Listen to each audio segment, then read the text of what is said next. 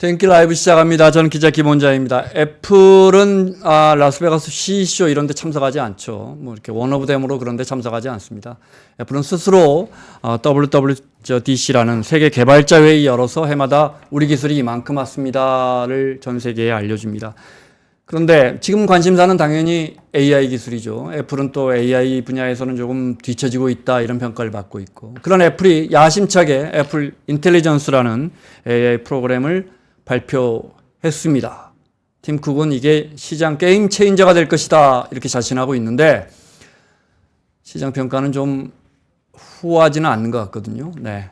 컬러 스케일이라는 테크 관련 유튜버 하고 있는 이진엽 유튜버 모셨고요. 3프로의 우리 이주호 기자도 함께 하겠습니다. 어서 오세요.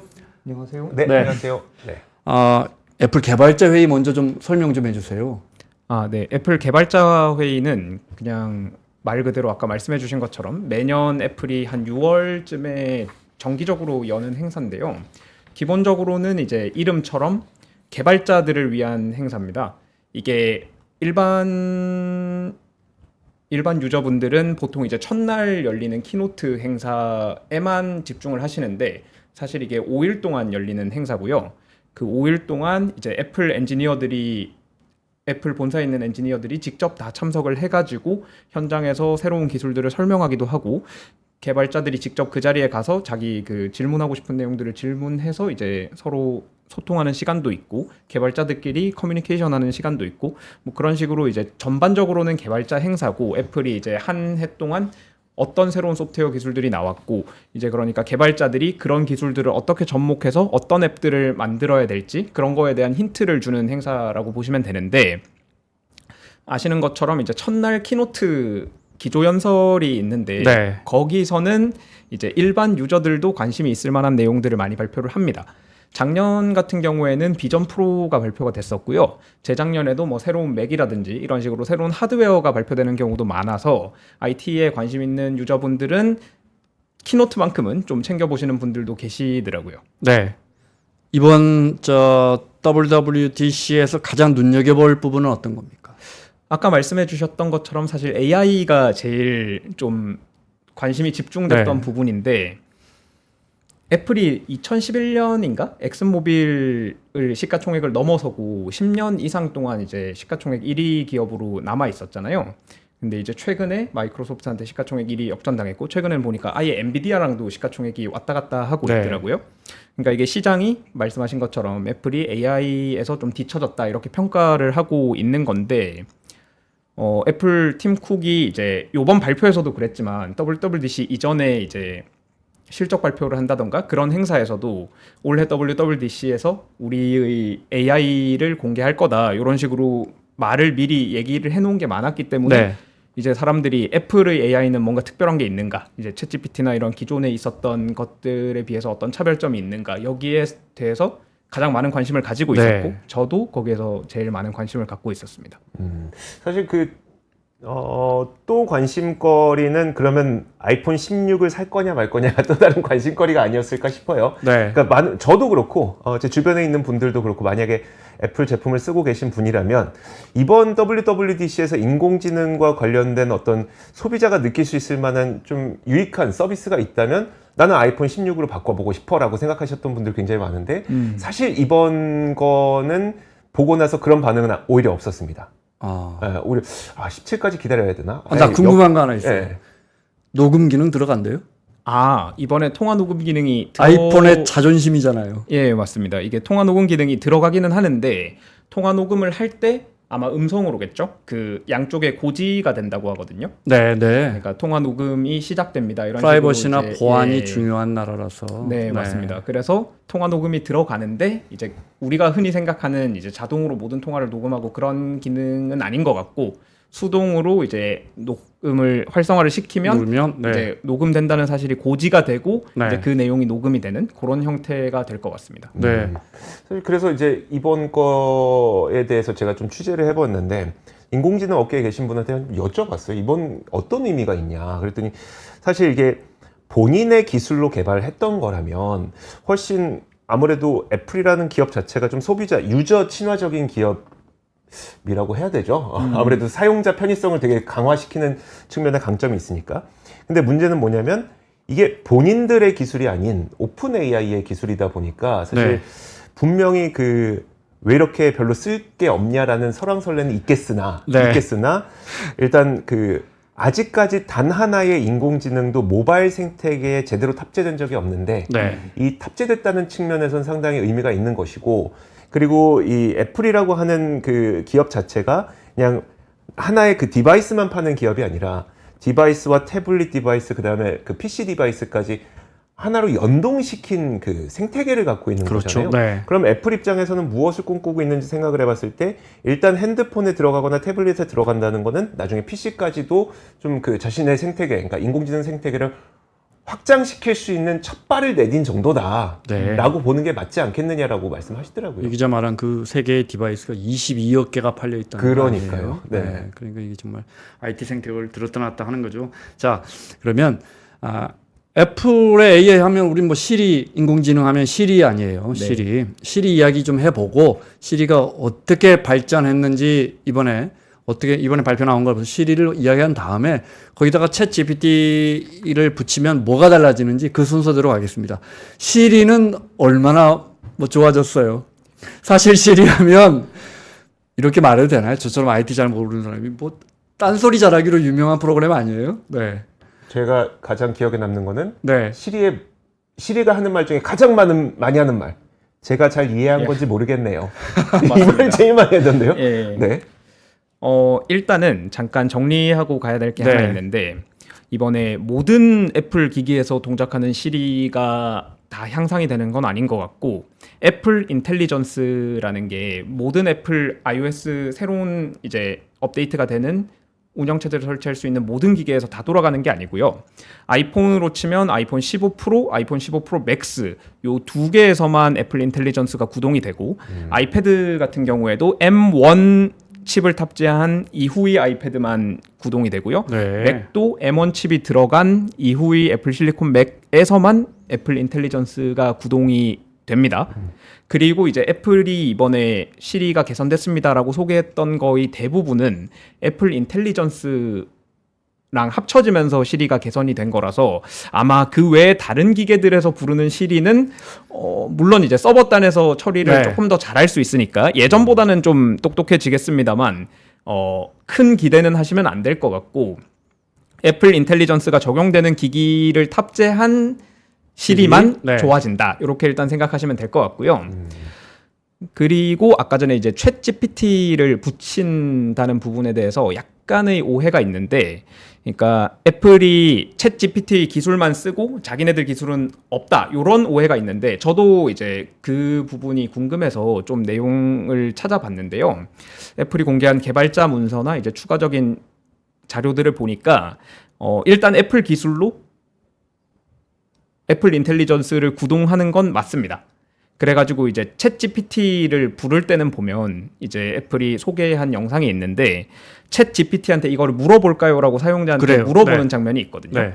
그래서 그렇게 명시적으로 챗 GPT한테 넘어간다는 메시지가 나올 때 챗 GPT로 넘어가는 거고, 그런 메시지가 나오기 전에 일반적으로 동작하는 애플 인텔리전스는 애플의 AI로 구동이 되는 게 맞습니다. 아니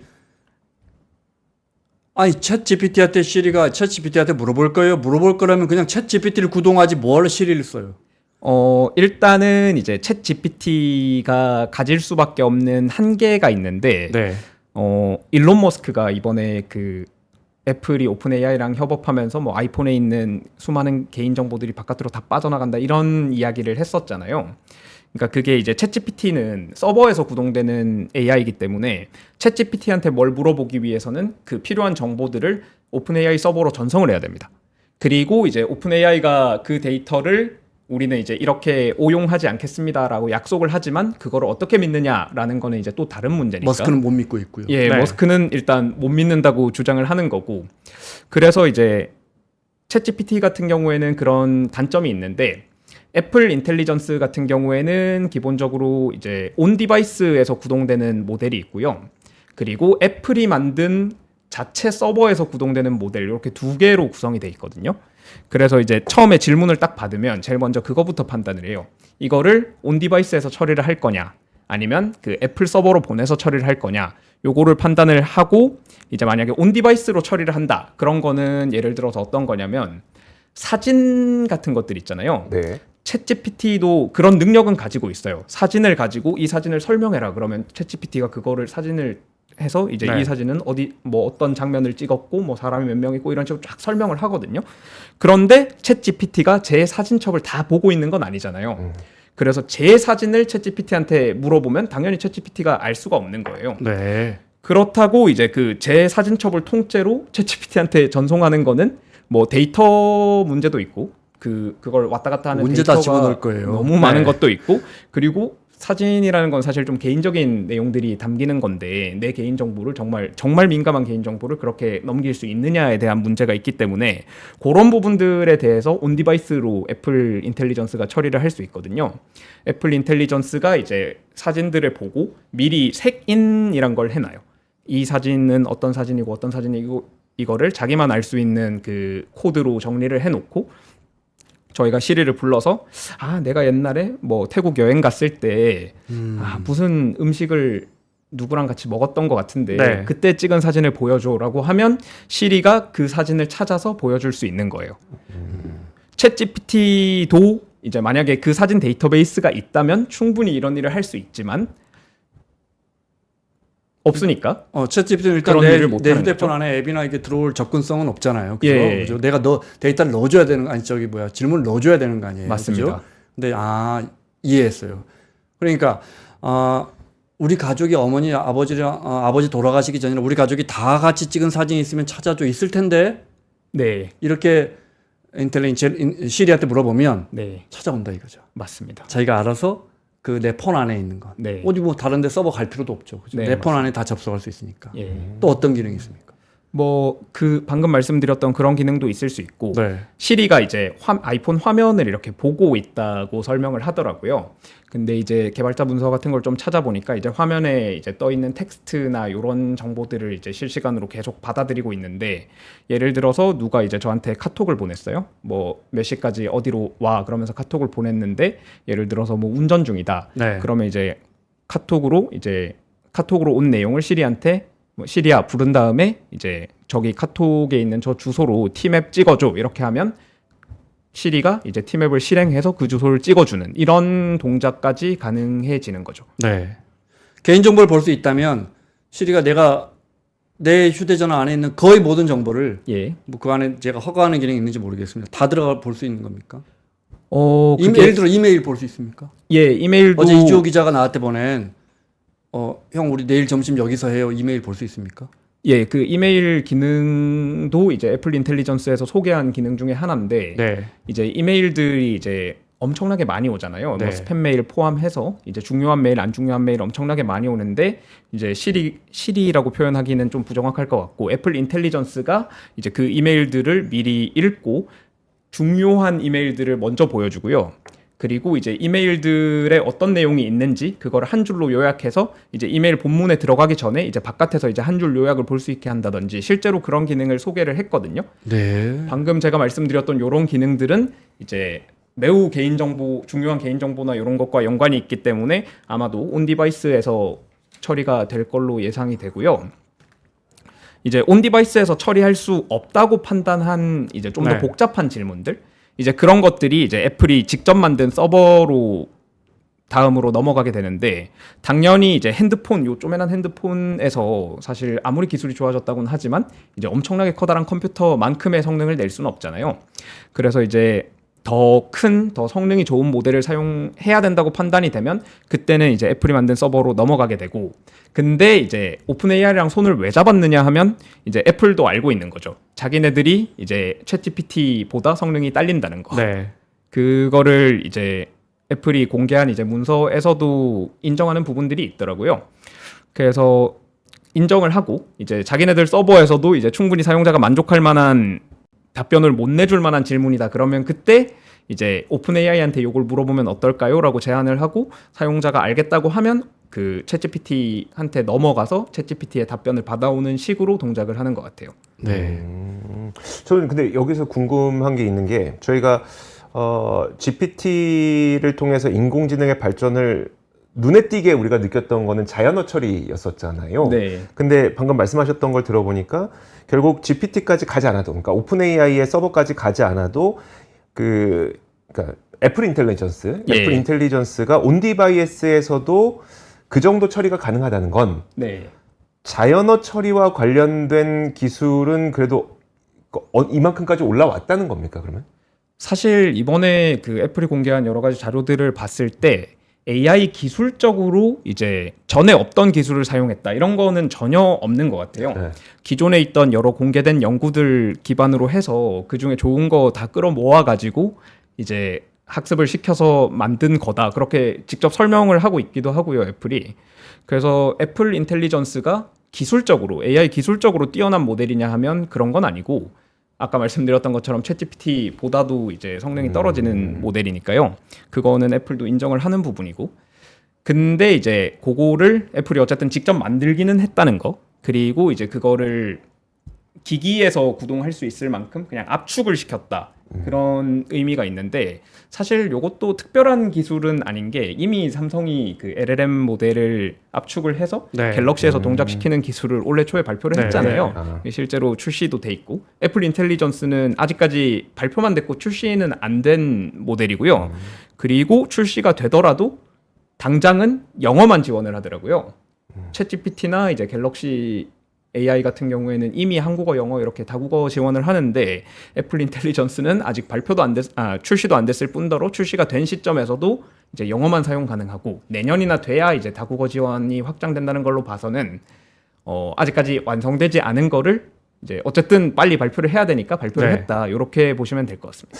이 부분에서 좀 한 말씀 드리고 싶은 게 뭐가 있었냐면 이번에 그 애플 인텔리전스를 이용하게 되면은 언론 보도로도 가장 헤드라인 많이 나왔던 게 GPT-4O를 사용할 수 있습니다. 네. 네. 그것도 공짜로. 네.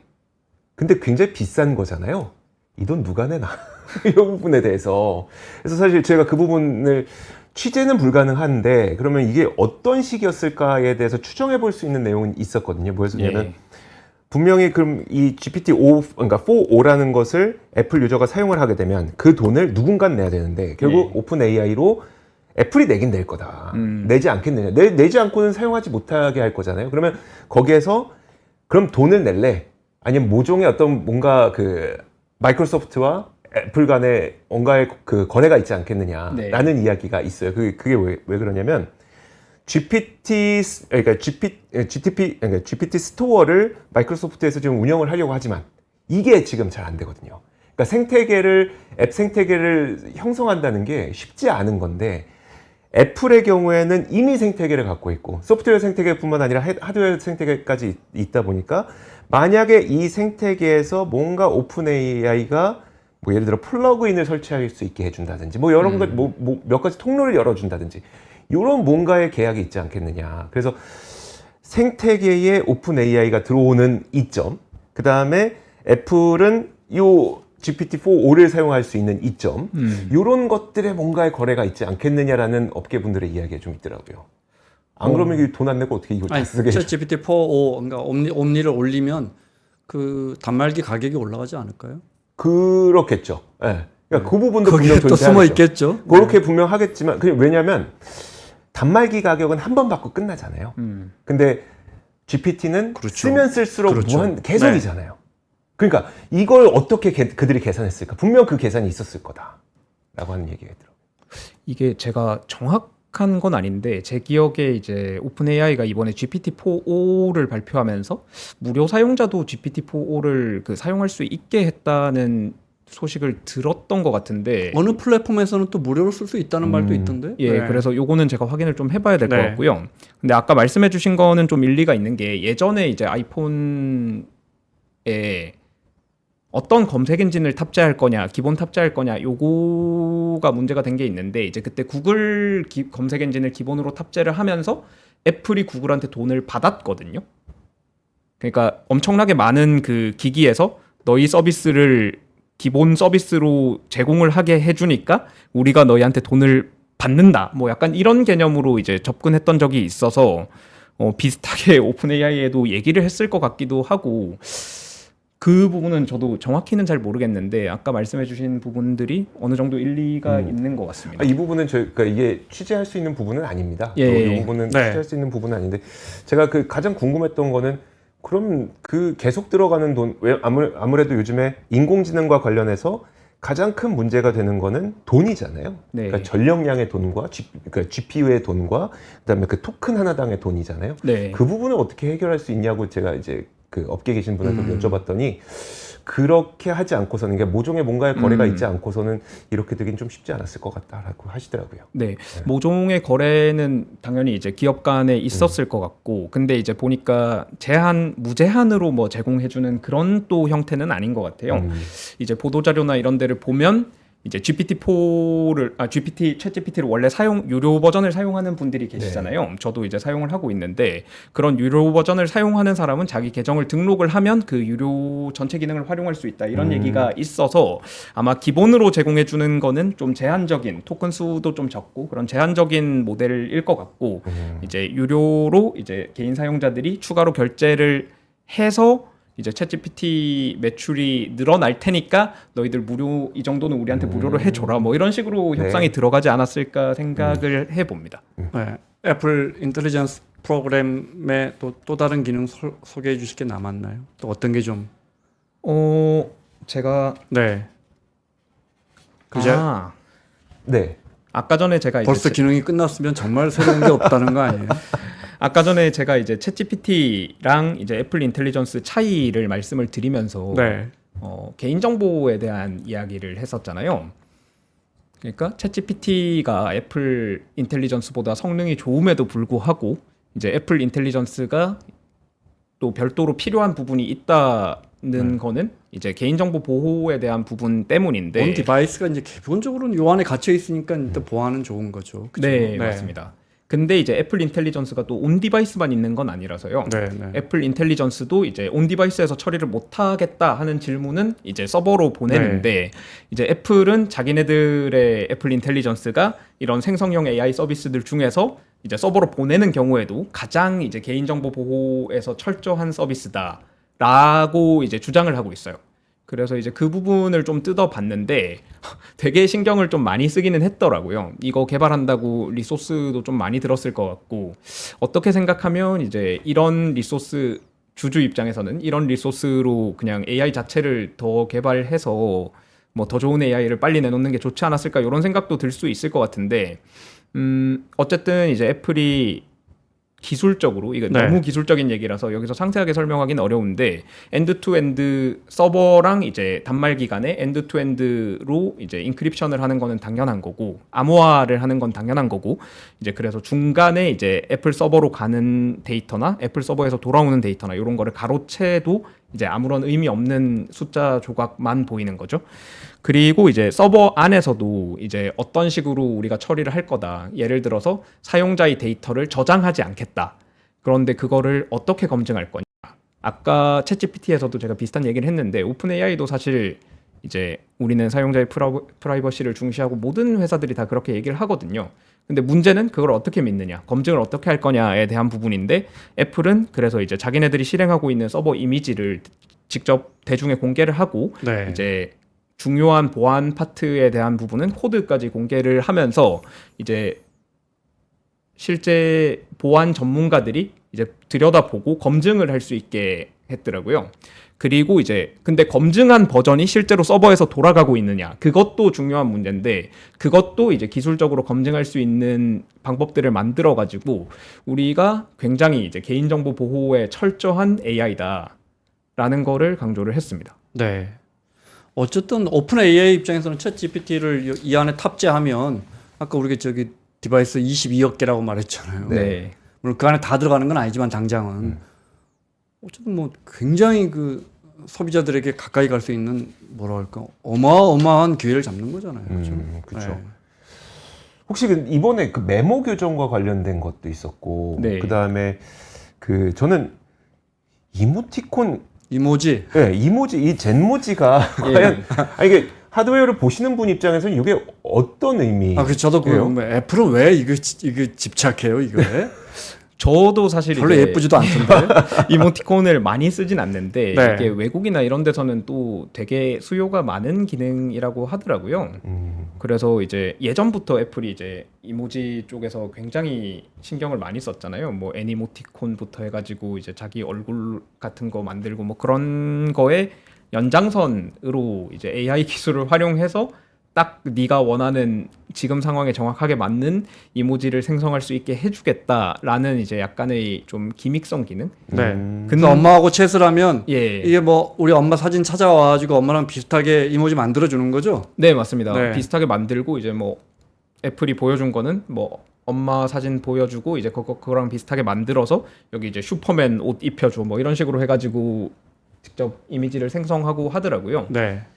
그래서 이제 그것도 이제 온 디바이스에서 실행이 되는 건데 그래서 이제 그런 걸 잘 압축하고 이런 게 기술이다라고 애플이 얘기를 했습니다. 그러니까 기술적으로 많은 것 아시니까 근데 기술적으로 특별하다 이런 건 아니었던 거죠. 그냥 네, 맞습니다. 그러니까 이제 아무나 할 수 있는 건 아닌데 이제 애플, 삼성 정도 되는 대기업이면 뭐 네. 엄청나게 특별한 아. 기술이다 그런 거는 우리는 아니죠. 또 이게 카카오에서 네. 워낙 그 독특한 한국만의 이모티콘을 많이 보다 보니까 이 유럽이나 미국형의 이모지를 보면 뭔가 좀 무료 같고 심플한 그런 이미지 있는 것 같아요. 그래서 애플 인텔리전스가 장착된 새 휴대폰을 우리 컬러스케일이 저 유튜브에서 블루라고 불리니까 우리 블루라고 부를게요. 네. 블루님은 사겠어요? 이게 장착되면? 사실 제가 지금 사용하고 있는 폰이 이제 갤럭시 S24 울트라랑 아이폰 15 프로 맥스인데 네. 아이폰 15 프로 맥스는 이제 애플 인텔리전스가 출시되면 이제 자동으로 애플 인텔리전스를 구동할 수 있게 될 거라서 애플 인텔리전스 때문에 새 핸드폰을 사지는 않을 것 같은데 네. 그러면 챗 GPT-4.5가 장착되면 그게 아주 저렴하게 나온다면 사겠어요? 일단은 직접 이제 사용을 해봐야 저도 결론을 내릴 수 있을 것 같은데 이것도 또 이제 잘 쓰시는 분이랑 잘 안 쓰시는 분이랑 또 사용성이 천차만별로 나뉠 것 같습니다. 이 기자는 어때요? 사실 저는 아직은 좀 소비를 미룰 것 같습니다. 왜냐면 이제 그런 것도 있잖아요. 저희가 GPT를 PC에서는 이미 쓰고 계시는 분들 있잖아요. 돈 내고 쓰고 계시는 네. 분들. 그렇다고 PC 수요가 늘었냐라고 봤을 땐 사실 그러니까 PC 자체가 갖고 있는 특성이라고 보기가 좀 어렵더라고요. 아직까지는.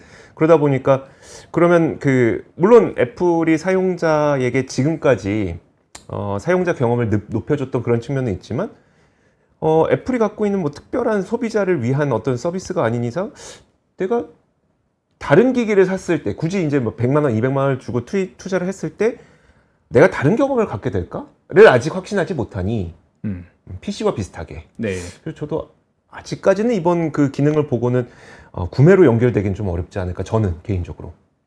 안 그래도 말씀해 주신 것처럼 이제 PC 부분에서도 이제 이런 AI 같은 거 도입하려는 움직임이 많은데 마이크로소프트가 최근에 이제 코파일럿 플러스 PC라는 일종의 플랫폼을 만들었거든요. 네. 이제 그게 되기 위해서는 최소 이제 AI 연산 성능이 얼마 이상이어야 되고 뭐 이런 여러 가지 마이크로소프트가 요구하는 조건들이 있는데 이제 그거를 다 만족을 하는 애들한테 마이크로소프트가 코파일럿 플러스 PC 인증을 해주는 건데 일단은 이제 그런 것들이 실제로 판매를 얼마나 촉진시킬 수 있는지는 저도 지켜봐야 알 것 같아요. 아마 그리고 이제 그런 것들이 실제로 매출에 얼마나 영향을 주느냐가 이제 지금 이 AI 붐으로 엄청나게 뛴 기업들의 주식 가격이 이제 정상화가 될 거냐 아니면 그렇죠. 다시 내려올 거냐 이런 것도 어느 정도 결정할 것 같기도 하고요.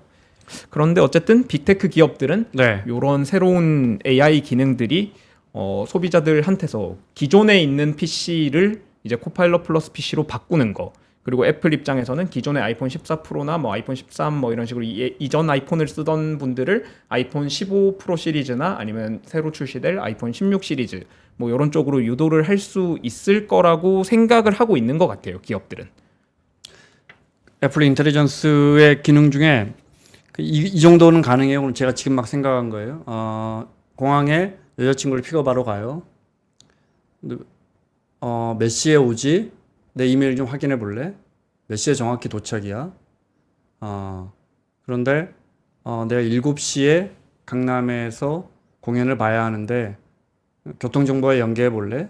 그래서 내가 지금 가는 시간, 오는 시간, 도착하는 시간 해서 연계해서 그 시간에 맞추겠어라고 질문하면 답 나와요?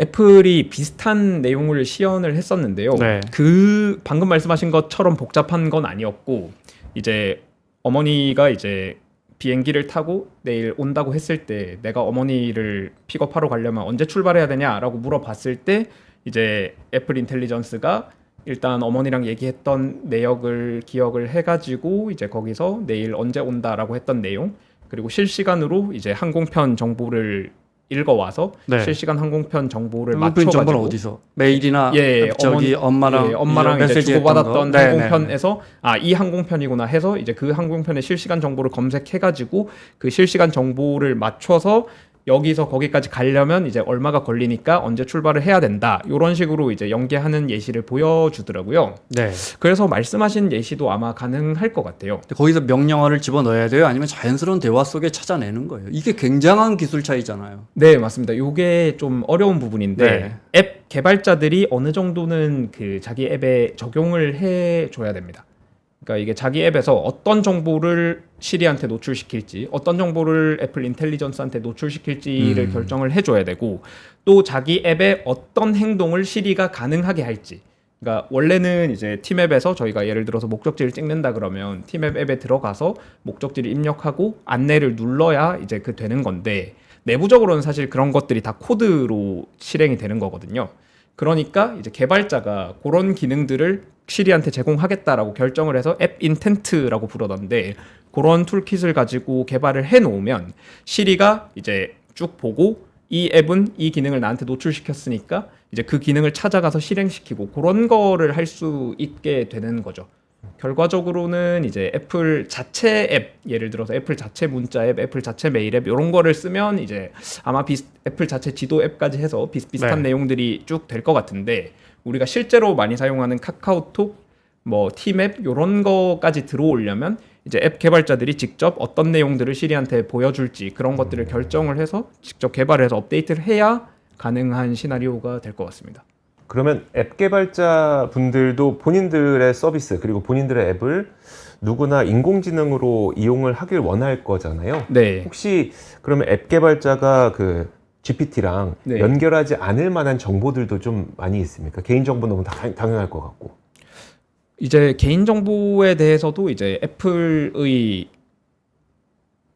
개인정보 보호를 100% 믿는다 그러면 뭐 어느 정도 시멘틱하게 노출시킬 수 있는 부분이 있는 것 같고요. 아까 말씀드렸던 사실 어머니랑 한 네. 문자 내용 이런 거는 개인정보에 속하잖아요.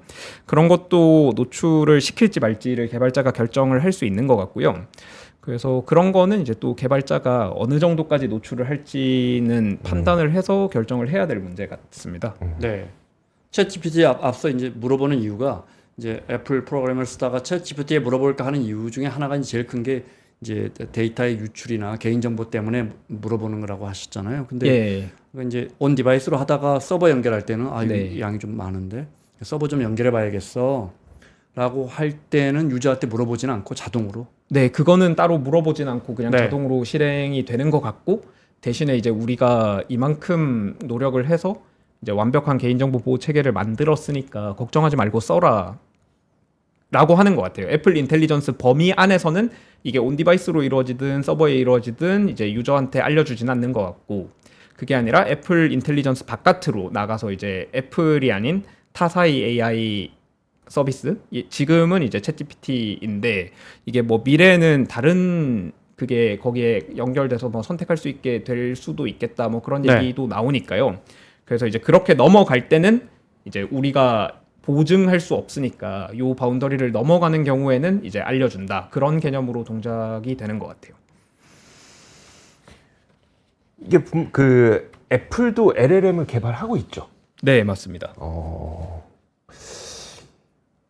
그러면 이제 그 개발하고 있는 것도 있을 거고, 그리고 LLM도 여러 종류가 있을 텐데, 네, 그 중에 왜 굳이, 뭐 제일 좋은 건 알겠어요. 네, 근데 저도 이제 뭐 기업들 M&A 하거나 뭐 이런 걸 보더라도 항상 1등 기업과 1등 기업이 합치지는 않더라고요. 보면은. 네. 왜 굳이 오픈 AI였을 것 같으세요? 일단은 말씀하신 것처럼 성능이 그냥 제일 좋아서 오픈 AI를 선택한 것 같고요. 이거는 약간 이제 후문 같이 나오는 건데 월스트리트 저널에서 한 5일 전인가 기사가 하나 났더라고요. 이제 애플이 왜 이제 AI 생성형 AI 개발을 시작하게 됐는지 그리고 왜 이제 뒤처져 있는지 그런 거를 설명하는 기사였는데 이제 거기 소개됐던 일화가 이제 애플은 원래 생성형 AI를 그냥 통상적인 수준으로 연구를 하고 있었지만 그게 이제 엄청나게 중요해질 거라고는 생각을 안 하고 그냥 일반적인 수준으로만 연구를 하고 있었는데 실제로 챗GPT가 출시가 된 뒤에 애플 소프트웨어 담당 부사장이 이제 휴가 기간에 코파일럿 그거를 써보고 챗GPT를 깜짝 놀란 거예요. 네. 챗GPT를 써보고 깜짝 놀래서 와 이걸로 이제 우리가 넘어가야겠다라고 해서 이제 뒤늦게 프로젝트를 시작을 해가지고 시리하고는 너무 달랐다. 늦게 이제 그게 됐다는 얘기가 있는데 그래서 애플이 그때부터 바로 오픈 AI랑 접촉을 했다라고 이제 월스트리트 저널 기사에서는 얘기를 하는 것 같더라고요. 그래서 아마 그 부사장님이 거기에 너무 꽂히셔가지고 일단 오픈 AI랑 협상을 무조건 해야겠다라고 위해서 시작을 한 것 같아요. 제가 이거 질문을 드린 이유가 뭐였었냐면 애플 입장에서는 내가 인공지능만 가지면 네. 난 세계 최강이 될 수 있는 거죠. 그리고 오픈 AI 입장에서는 나는 하드웨어만 있으면 최강이 될 수 있는.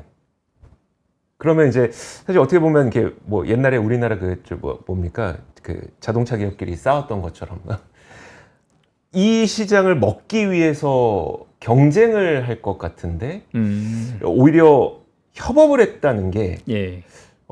참 기술을 바라보시는 입장에서 좀 어떻게 보이시는지가 좀 궁금해서 여쭤봤던 거였었거든요.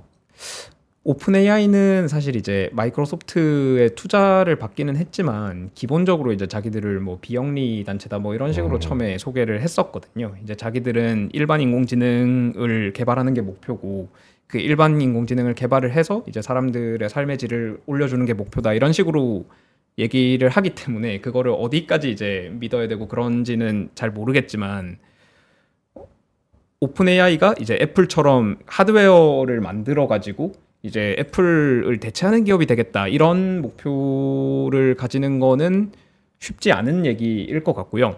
애플 입장에서도 당장 이제 애플 인텔리전스를 개발을 해봤더니 우리 애플 인텔리전스가 이제 GPT 성능에 턱없이 못 미칠 것 같은데 그렇다고 이제 우리 애플 인텔리전스만 하고 이제 손 놓고 있기에는 이제 다른 기업들이 구글이나 이런 기업들은 사실 옛날부터 생성형 AI 연구를 되게 열심히 했거든요. 구글이나 MS 같은 이런 다른 선도 기업들의 이제 자리를 내줄 수 있겠다라고 판단을 해서 그런 식으로 서로 협업이 이루어지지 않았나 싶습니다. 네. 저 챗에서 본인 채널에서 말하는 거랑 너무 달라서 이제야 누군지 알아봤다고 컬러스 게임님이. 자, 종합적인 평가를 한번 해볼까요? 네. 이번 애플의 개발자 회의 두 분 의견 좀 들어볼까요? 저 IT를 잘 모르는 제가 봐도 네. 먼저 말하면 제가 저는 전문가가 아니니까. 한번 말씀해 뭔가 보세요. 좋게 말하면 이것저것 좋은 기술을 가져다가 애플만의 방식으로 잘 구현한 것 같은데 나쁘게 말하면 이도저도 안 되니까 이것저것 다 긁어모은 그런 느낌 아닌가. 저도 이제 기술 전문가 분이시니까 네. 그냥 조금 취재해 본 입장에서는 저는 급했던 것 같다. 아까 말씀해 주셨던 게 딱 그거잖아요. 원래는 1등 기업은 사실 1등 기업과는 잘 안 합칩니다. 근데 1등 기업이 1등 기업과 지금 뭔가 협업을 해야 된다는 거는 말씀하셨던 것처럼 이거 그 인공지능이라고 하는 건 결국은 학습과 학습의 데이터량, 그 다음에 그 학습하는 그 프로세스, 요구에 결국 이제 결과물을 결정짓는 거다 보니까 이거 시간 지난다고 우리가 역전할 수 있는 수준이라고 보기가 어려웠기 때문에 이런 식의 협업을 맺고 이런 식의 발표를 했던 게 아닌가. 그래서 애플이 좀 많이 급했던 것 같다라고 저는 봤거든요.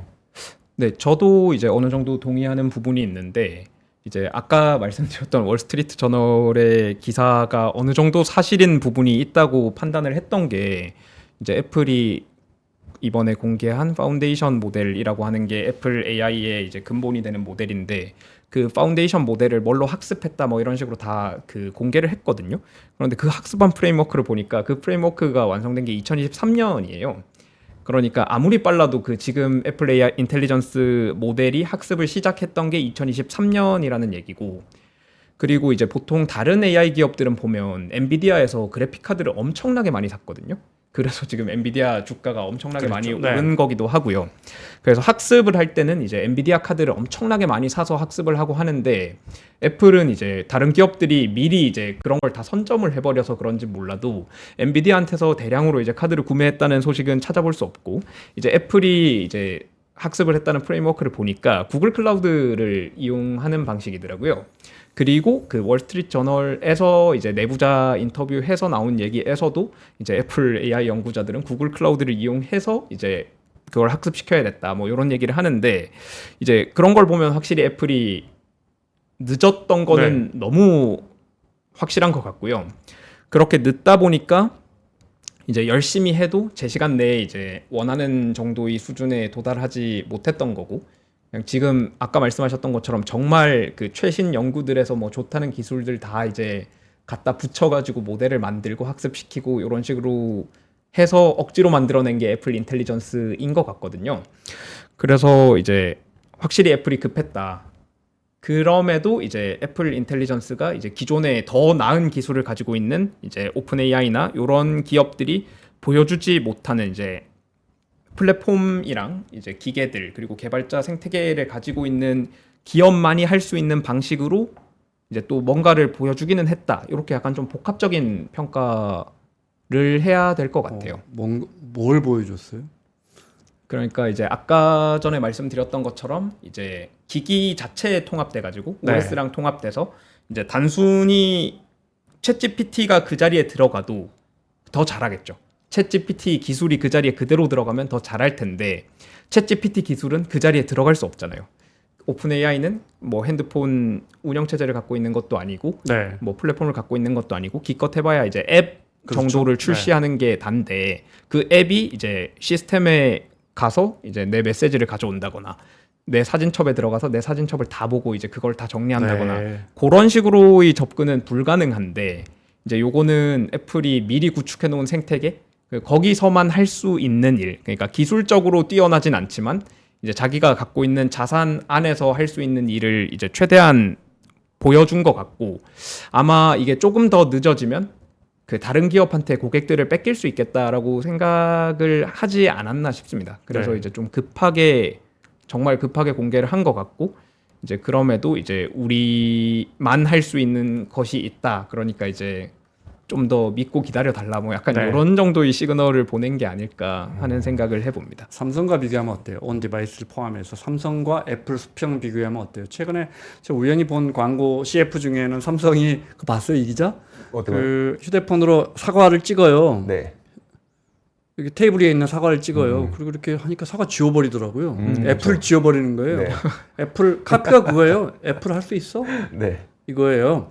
뭐 이거 이제 뭐 단순 기술일지 모르지만 예. AI 측면에서 보면 삼성과 애플은 지금 어떤 상태입니까? 이게 삼성도 사실 이제 원래부터 소프트웨어를 엄청나게 잘하는 기업은 아니었기 때문에 사실 두 회사 다 하드웨어 기업에 네. 가깝다고 봐야죠.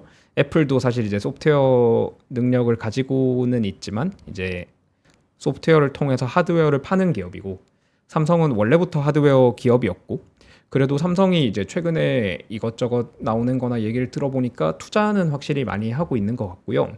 삼성 리서치나 이런 데서 나오는 연구들을 봐도 이제 기술적으로 이제 빅테크, 완전 선도하는 빅테크들 수준에는 못 가더라도 지금 이제 후발주자로 따라가고 있는 애플이랑 비교했을 때 제가 보기에는 기술적으로 뒤지는 것 같지는 않습니다. 네. 그러니까 삼성 같은 경우에는 이미 출시를 해서 서비스를 하고 있고, 애플은 아직까지 출시도 못했기 때문에 기본적으로 기술적으로 삼성이 AI 하나만 놓고 보면 뒤처지고 있는 것 같지는 않은데, 이제 삼성이 이제 안드로이드나 이런 데 대해서 플랫폼에 대해서 행사할 수 있는 영향력이 애플보다 적다 보니까 이제 실제로 사용자가 이제 활용했을 때 정말 AI가 내 그 워크플로우를 완전히 바꿨다, 이런 느낌을 줄 수 있는 거는 그쪽에서는 애플이 약간 유리하지 않을까. 그래서 삼성이 구글이랑 이제 긴밀한 협력을 통해서 이제 안드로이드 OS 단에까지 이제 갤럭시 AI 같은 거를 통합시킬 수 있어야 할 것 같다. 혹은 이제 구글 서비스를 이제 갤럭시 AI랑 이제 매끄럽게 연결해서 동작을 시키던가. 그래서 이제 그런 부분에서 차이가 나지 않을까 싶습니다. 그래서 결국은 이제 OS 전쟁이 되는 것 같긴 해요, 저는. 예를 들어서 조금 다른 얘기일 수 있지만 우리가 과연 뭐 자율주행이 무엇이냐를 막 얘기할 때 중국과 비교하는 게 결국은 화웨이는 핸드폰을 갖고 있고 자동차를 갖고 있다 보니까 동일한 OS로 핸드폰과 자동차가 동기화되는 그런 걸 할 수가 있는 거잖아요. 근데 예컨대 이제 그러니까 애플의 경우에는 OS를 들고 있다 보니까 그 방금 말씀해 주셨던 것처럼 인공지능 혹은 GPT, 오픈 AI가 만드는 어떤 그 인공지능 서비스들이 결국은 OS 안에 있는 다른 서비스와 연동이 돼야지 이게 가능해지는 거잖아요. 네. 그럼 이 OS의 패권을 쥐고 있는 게 누구냐에 따라서 이 서비스가 가능해지고 불가능해지는 거라면 사실 삼성 저는 이번에 그 서클 투 서치 같은 거 공개했을 때 되게 너무 잘했다고 생각했습니다. 예. 그 이유가 뭐였었냐면 사용자가 느낄 때 불편함을 없애는 예를 들어 이제 서클은 이제 온 디바이스에서 하다 보니까 네. 요건 속도가 빠르고 이게 서클 했는데 인식 못하면 그거 되게 못 기다리거든요. 맞습니다. 근데 대신 우리가 검색할 때는 항상 기다려 왔었어요. 때르르릉 로딩 중 해갖고 검색하는 건 기다려왔기 때문에 그 검색하고 분석하는 건 서버에 갔다 와. 네. 이런 걸, 이 온 디바이스랑 이제 그 서버에서 하는 것들을 되게 잘 그러니까 분배해 놨구나. 네. 사용자 경험을 잘 만들었구나라고 했지만 결국은 그러면 이제 말씀하셨던 것처럼 여러 애플리케이션이 내 말 한마디로 여러 개의 동작을 한꺼번에 해야 될 때. 네. 누가 할 수 있을 것인가를 생각해 보면 결국은 구글 내지는 애플이 할 수 있겠구나. OS를 들고 있으니까. 네, 맞습니다. 실제로 아까 말씀드렸던 것처럼 그게 기술만 있다고 할 수 있는 게 아니라 결국은 이제 앱 개발자들이 이제 이 기술에 내 거를 어떻게 노출시킬 건지에 대한 개발을 추가로 해야 되는 부분이거든요. 네. 그래서 이제 그런 개발을 할 수 있도록 API를 만들고 그거를 여러 앱 개발자들한테 강제할 수 있는 거는 플랫폼을 갖고 있는 OS를 갖고 있는 기업일 수밖에 없는 거죠. OS 이야기 나왔으니까 이번 개발자회의에서 애플의 OS 업데이트는 좀 어땠어요? 눈에 띄는 게 있었어요? 사실 이제 모든 OS 업데이트들이 이제 AI 쪽으로 다 조금씩 가는 그런 그게 있었는데 뭐 그냥 아이폰 아이콘 색깔 바꿀 수 있고 이런 것들은 사실 새로운 기능이라고 보기는 좀 애매한 부분이고 그런 것들은 안드로이드에선 옛날부터 다 되던 기능이니까요. 그래서 이제 대부분의 신기능들이 이제 AI에 관련된 부분들인데 이게 애플 인텔리전스인 거랑 아닌 거랑 이게 좀 헷갈릴 수가 있습니다. 그래서 이제 애플 인텔리전스로 시리로 강화되는 거는 이제 아이폰 15 프로, 아이폰 15 프로 맥스 요 두 개 아이폰에만 해당이 되고 그 외에 이제 다른 기능들은 이제 기존 아이폰에도 추가가 되는데 대부분 중요한 기능들은 이제 애플 인텔리전스에 붙어 있었던 것 같고 뭐 그냥 생활에 필요한 소소한 기능 업데이트들 뭐 그런 것들이 위주였지 않나. 그래서 이제 애플 인텔리전스 외에는 또 크게 볼 거는 없었던 것 같아요. 계속 볼 게 이게 혁신 발표인지 업데이트 수준의 발표인지 소비자들이 뭐 계속 판단하겠죠. 그 밖에 이번에 개발자회의에서 우리가 눈여겨보지 못한 디바이스도 좋고요. 다른 디바이스도 뭐 어떤 게 있을까요? 그냥 개인적으로 기술적으로 좀 흥미로웠던 거는 네. 애플이 이제 자기네들 애플 실리콘을 가지고 이제 서버를 만든 게 되게 흥미로웠는데요. 이게 애플 인텔리전스를 도입하기 위해서 이제 만든 전용 하드웨어에 가까운데 이제 우리가 일반적으로 아는 서버랑은 이제 구성이 많이 다르더라고요. 네. 이제 애플이 자체로 설계한 칩이 들어간 거는 당연한 거고 이제 보통은 이제 서버면 그 관리를 위해서 관리자가 접근할 수 있는 그런 쉘이나 그런 기능들이 있는데 그런 기능들도 개인정보 보호를 위해서 최소화시키고 그리고 보통 우리가 이제 하드디스크나 SSD 같이 정보를 장기적으로 저장할 수 있는 매체가 있는데 애플 서버에는 그런 것들을 물리적으로 없앴다고 하더라고요. OS가 담겨 있는 읽기 전용 하드웨어만 있고 이제 쓸 수 있는 하드웨어가 없어서 소비자들이 이제 요청해서 처리되는 데이터들이 거기에 저장되지 않는 그러니까 저장 공간이 0GB인 그런 네. 서버를 만들어서 동작을 시킨다는 게 개인적으로는 되게 재밌었고요. 그냥 모든 게 지금 개인 정보에 꽂혀 있네요. 예. 그죠? 월스트리트 저널에서 이제 애플 AI가 이제 다른 기업들에 비해서 뒤처진 이유 중에 하나로 지목했던 게 이제 그 개인 정보에 대한 그 과도한 집착. 이게 사실 사용자 입장에서는 그게 좋은 걸 수도 있는데 이제 월스트리트 저널은 이제 애플이 AI 레이스에서 뒤처지게 된 이유를 분석을 하니까 이제 그거를 그렇게 표현을 한 것 같아요. 그래서 이제 그런 거를 원인으로 꼽기도 하더라고요. 실제로 이제 제가 봐도 저런 시스템을 만드는데 그 굉장히 많은 시간과 에너지를 썼을 것 같아요.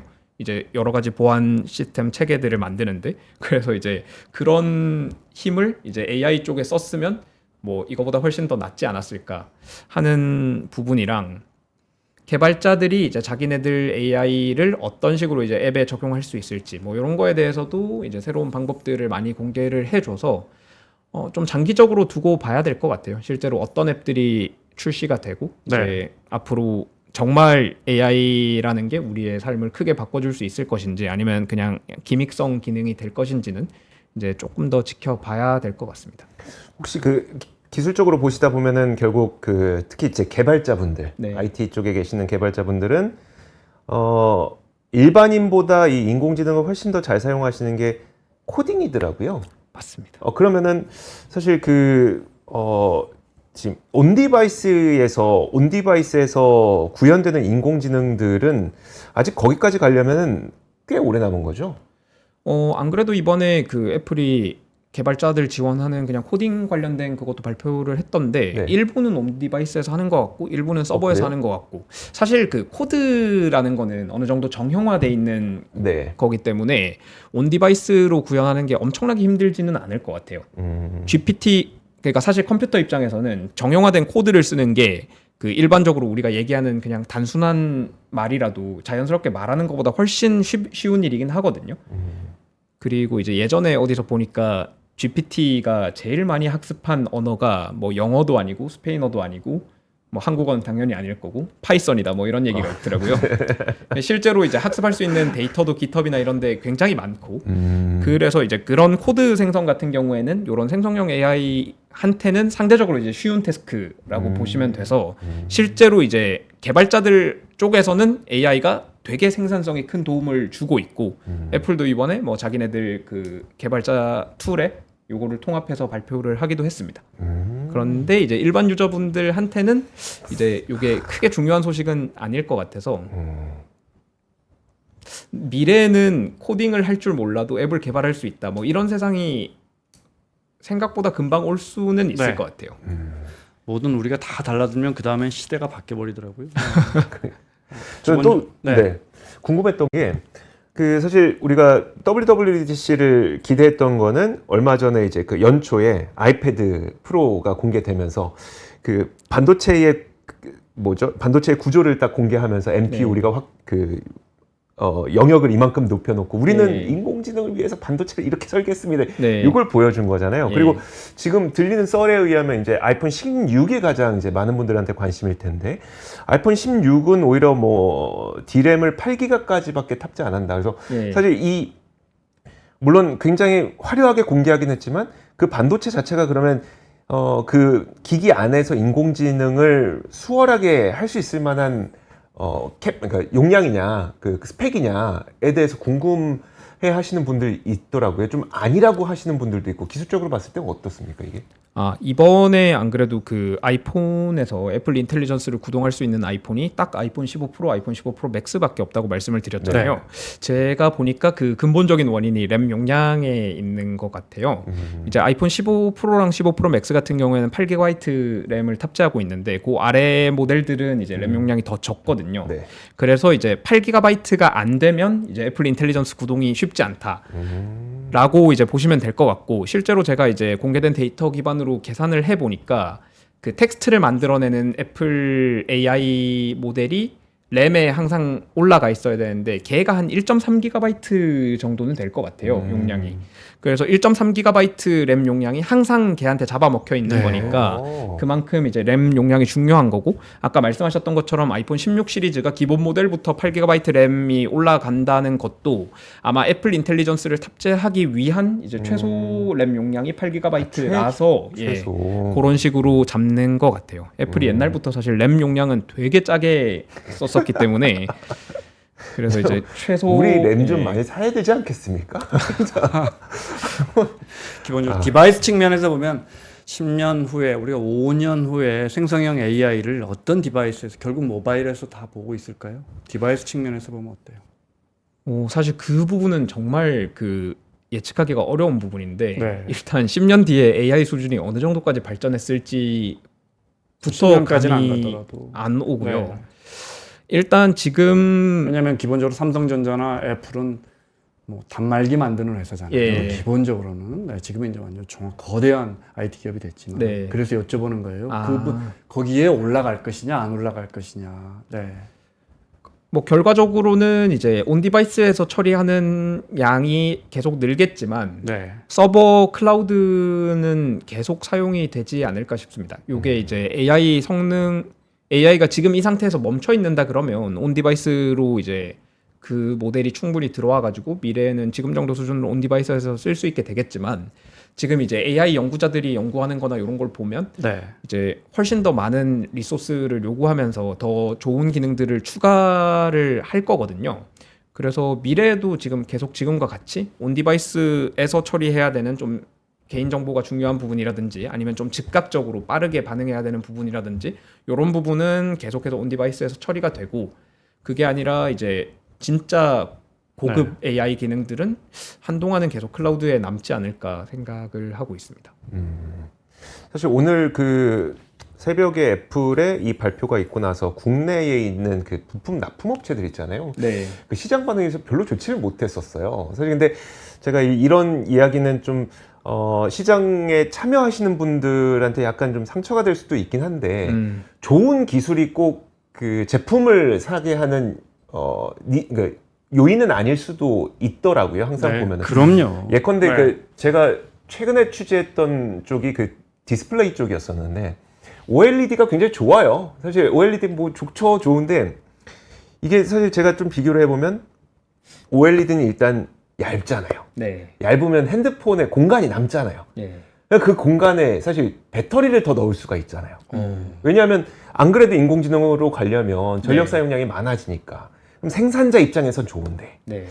그러면 그 소비자 입장에서 우리가 LCD도 굉장히 선명하거든요. 예. 그럼 LCD와 OLED를 소비자가 구분할 수 있을 것이냐? 지금 이 새롭게 들어가는 OLED 뭐 투스택 텐덤 뭐 좋은 기술 들어간다고는 하지만 예. 결국 이건 생산자 입장에서 조금 더 나은 거지 소비자가 그 OLED 때문에 이 제품을 사지 않는 것처럼 이번에 그 인공지능과 관련된 이 서비스가 뭐 좋다고 하더라도 이게 진짜 소비자의 어떤 트리거 포인트를 자극하지 않는 이상 네. 사실 구매로 좀 이어지기 어렵다. 그러다 보니까 이제 뭐 디스플레이 업체 오늘 뭐 카메라 모듈 업체 이런 업체들이 좀 사실 좀 안 좋았습니다. 반응이 좀 안 좋았죠. 우리가 경제학이 항상 인간이 시장에 뭐 합리적으로 참여하려고 노력한다라는 네. 바탕하에 만들어진 학문이잖아요. 그런데 우리가 시장 참여할 때 말씀하신 것처럼 기술에 의해서 무슨 제품 구매하는 역량이 우리 벤츠 왜 사요? 예, 우리 기본적으로 옛날에 에어컨 시장에서 LG하고 삼성이 치열하게 싸울 때 갑자기 삼성의 이 판매가 확 는 적이 있었거든요. 이유가 뭔지 아세요? 어떤 혹시... 기술력? CF의 김연아 선수를 써서. 근데, 자, 이제. 근데 마무리를 해야 돼요. 이 질문하고 그러면 연계해서 할게요. 이 기자가 이야기를 했으니까. 사실은 우리가 오늘 애플에 대한 이야기를 했으니까, 애플의 기술에 대한 이야기를 했으니까, 애플의 미래나 지금 현재를 좀 뭐 마무리 말씀을 드릴까요? 그런데 애플이 갖고 있는 경쟁력을 우리가 오늘 뭐 좀 다소 폄하하듯이 이야기했지만 여전히 글로벌 뭐 원투 기업이고 제가 딸에게 그 갤럭시를 너가 안 써봐서 그러는 거야. 불편해. 인터페이스가 일단 불편해. 우리 딸은 안다는 거예요. 그럼 왜 아이폰을 쓰니? 아이폰이니까 굉장한 힘이에요. 그렇죠. 네. 저는 이제 마케팅 차원에서 말씀드렸고 기술적인 측면에서는 어떻게 보시는지 마무리 말씀 듣고 마무리하겠습니다. 말씀하신 것처럼 애플이 그런 마케팅을 굉장히 잘 하는 회사고 네. 그리고 사실 그런 이제 이미지가 구축되기까지 이제 많은 기술적인 그 뒷받침이 있었던 그 저력이 있는 회사이기 때문에 그러니까 경영진의 이거는 판단 미스라고 봐야겠죠. 경영진의 심각한 판단 미스로 이제 생성형 AI 쪽에서 뒤처진 거는 확실하지만 이제 지금 잠깐 뒤처져서 이제 이게 따라갈 수 없을 만큼 이제 심각하게 문제가 될 것이냐 그 부분은 저도 아직까지 잘 모르겠습니다. 그래서 지금처럼 이제 뒤늦게 따라갔을 때 결국 이제 플랫폼이 가진 힘을 바탕으로 뭐 지금 정도의 힘을 유지할 수 있지 않을까 하는 게 일단 지금 제 생각입니다. 이 기자. 저는 아까 말씀드린 딱 그건 것 같습니다. 결국은 그 OS를 갖고 있어야지 네. 다른 애플리케이션과 연동해서 우리가 인공지능을 결국 사용할 수 있게 될 것 같거든요. 네. 분명히 이제 그 GPT 스토어를 오픈 AI에서 만들었음에도 불구하고 그게 아직 잘 되지 못하고 있는 걸 봤을 때 어쨌든 OS를 갖고 있는 쪽에서는 여전히 좀 힘을 낼 수 있지 않을까. 당장 이번 행사로 판매량이 늘지는 않을 것 같으나 좀 멀리 보면 OS의 힘을 다시 한번 느끼게 되는 그런 사례가 아니었나 싶습니다. 자, 마무리하겠습니다. 퇴근길 라이브 오늘은 애플의 개발자 회의 살펴봤습니다. 컬러스케일의 이진엽 유튜버 그리고 3프로TV의 이주호 기자 함께했습니다. 고맙습니다. 수고하셨어요. 감사합니다. 박근영, 이선영, 사경인, 염승환 투자 마스터들의 세심한 케어로 건강한 투자 습관을 만드세요. 3프로 멤버십 3프로 앱에서 확인하세요.